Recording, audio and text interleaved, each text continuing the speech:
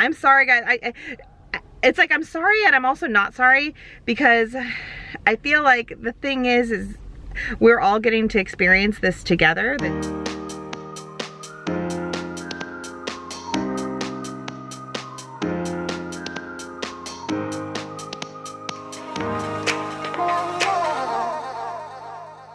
We are on our way to our very first children's hospital appointment. I think today I'm just getting an ultrasound and confirming what my doctors have already seen, but I don't know. They also said it might be kind of a long appointment, so I don't really know what to expect. We probably won't be filming anything inside there. Maybe we'll get some ultrasound footage, but I don't know. Bailey's with us today.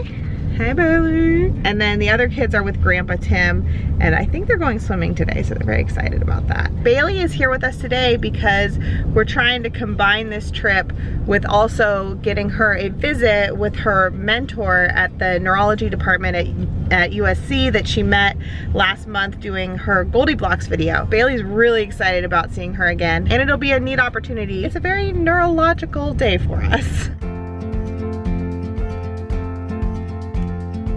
Okay, so we just finished up with, I believe this was a perinatologist, which means they do fancy ultrasounds to really get a good idea of what's going on, which I have been going to, but my perinatologist isn't the gateway one to Children's Hospital, so that's why I go here. This one communicates with the pediatric neurologist at Children's Hospital, and then spends a lot of time with me. Like, this one is very, very thorough. So first of all, this wasn't an appointment where we were expecting to get many answers. Again, this was more of a gateway appointment. We did get some new information. Basically, he didn't see any major additional issues, which is kind of what we were seeing with the MRI. He did see, again, the difference with the cerebellum, so that's still there. I've seen a lot of you guys ask me whether it could like grow back and be even someday. Not that I know of. Anything's possible, I guess, but I'm not hearing that from any of the doctors that that's an expectation or a potential. I think if anything, the reverse would be the concern, where it could like be degenerative and the side that's smaller could get smaller, but I don't think we're seeing that yet. I do look like I have polyhydramnios again, which I had with Duncan. So if you followed my pregnancy with Duncan, I had too much amniotic fluid and it was really flowing when I went into labor. It caused me to be like a little bit more winded and dizzy feeling, and they were concerned about potential issues with like breathing and diabetes and all that. And with Duncan, it all got ruled out. He saw maybe an issue with like the intestine creeping into the umbilical cord, which can be related to polyhydramnios. So this doctor wants me to follow up with that and just make sure that's okay. This doctor also wants me to get an echocardiogram for the baby and really check on the heart of the baby. I think more related to the cerebellum than anything else. And I also got some blood work done, and the blood work was to rule out the potential for an infectious disease or illness, or for a virus to have caused what's going on with the baby. So they're just kind of trying to figure out what, if there was potentially a cause.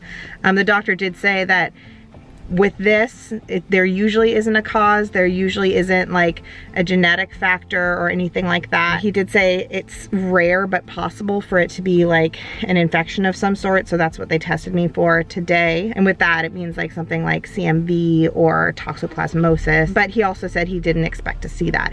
They just have to rule it out. And I think that's it. The next step is to go to the pediatric neurologist. They're scheduling that for, it looks like 2 weeks from now. They need to confirm it, but they're pretty sure in 2 weeks I'll be able to see the pediatric neurologist. And basically they kept going, any questions? Do you have any questions? And I go, well, I have this question. And they go, okay, write it down for the neurologist. So I feel like the appointment today confirmed what we knew. Checked a little bit with my blood to see if there were, you know, maybe we'll know more in a week. And then also looking at the polyhydramnios and making sure that's okay, but that's also still, that's unrelated to the cerebellum. I think that's just a thing that my body does. That's pretty much it. Mostly, let's get into the pediatric neurologist, and this is the way to get in there, right? What do you think, Christopher? I think if you have any questions, you should ask the neurologist. I should write it down. Write it down. Yeah. Don't talk to me about it. I know. I'm gonna ask you about They it. were really nice, okay? Yes, that was they were a really little nice. sassy, Christopher. No, they no, weren't they were really sassy, nice. but they were I was like, just making a joke about what you said earlier. there was a reality that they were like, you need to talk to the neurologist. And that's what all of this is about, is getting you set up to see the neurologist, approved to see the neurologist. And the doctor who was like running the ultrasound today was like very thorough, and like he was like, oh, I'll show you an example of like this not being a problem. And I don't think he needed to do that. I think he had already ruled out the issue, but he was like, watch for this moment to happen. And he's very, very thorough and spent his time with us. So I thought that was great. He spent a lot of time on like each little detail of what's going on with the baby. And then he also has a plan for following up and checking on certain things. So it was really good. We just don't, I'm sorry guys, it's like I'm sorry and I'm also not sorry, because I feel like the thing is we're all getting to experience this together, this very real experience of waiting and just not knowing. Like I feel like everybody's first instinct when something's different for anything, like for any health issue, for just like a multitude of things, is to be like, well, what's gonna happen next, and what are you faced with? And a big reality is that people often are mostly faced with not knowing what they're faced with. Like, we don't know. At this point, I think everything is looking hopeful and minimal, but we don't know. And everybody we ask is like, yeah, we don't know either.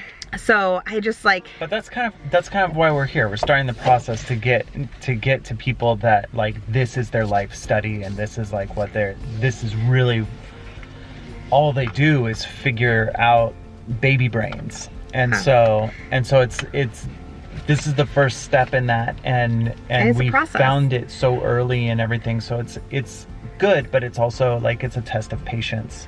And that's also why we're sharing this, like, because I want to be able to truly share what parents and people in these scenarios are going through, and how it is a process, and it takes time, and there's a lot of not knowing, and just, you know, having faith that things will work out in whatever direction they work out in. And yeah. What do you think back there, kiddo? Harry Potter? Yeah. And a jelly bean. Yeah, Bailey got a jelly bean, so this has been a very worthwhile trip for her. total success. I'm